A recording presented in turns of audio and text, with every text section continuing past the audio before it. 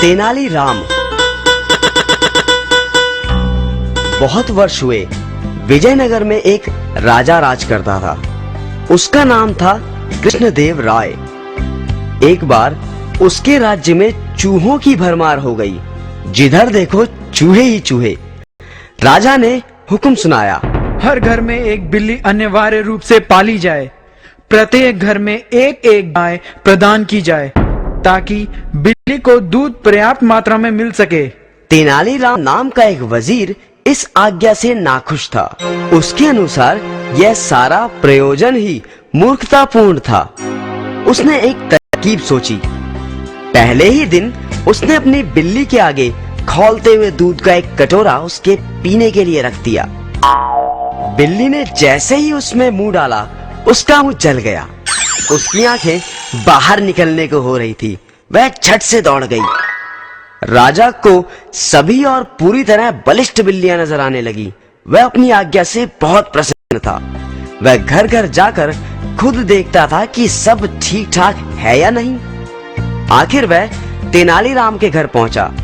राजा को तेनालीराम के यहाँ बिल्कुल कमजोर हड्डियों का ढांचा बनी बिल्ली देखकर गहरा झटका लगा। राजा ने पूछा, क्या सारा दूध तुम खुद ही पिए जा रहे हो? महाराज, अगर आप जान बख्शें तो सब कुछ सच सच आपसे कह दूं। हाँ हाँ, तुम निर्भय होकर सब विस्तार से बताओ।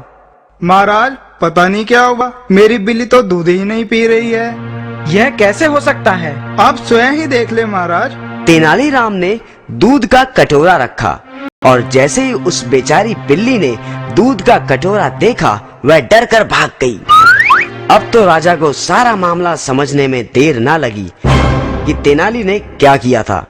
उसने हुक्म सुनाया, तेनालीराम को बंदी बना लिया जाए और उसकी पीठ पर 100 कोड़े लगाए जाएं। तेनालीराम ने नजरें उठाए बिना कहा, ठीक है महाराज, मुझे सख्त से सख्त सजा दें, परंतु जरा सोचिए कि हम देशवासियों के पीने के लिए भी जब दूध पर्याप्त मात्रा में उपलब्ध नहीं है, तो क्या यह मूर्खता नहीं है कि हम सारा दूध बिल्लियों को पिला दें?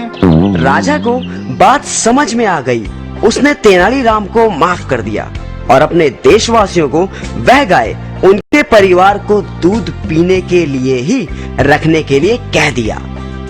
बिल्लियां तो चूहे खाकर भी अपना पेट भर सकती थी। मानव की सेवा सर्वोत्तम है।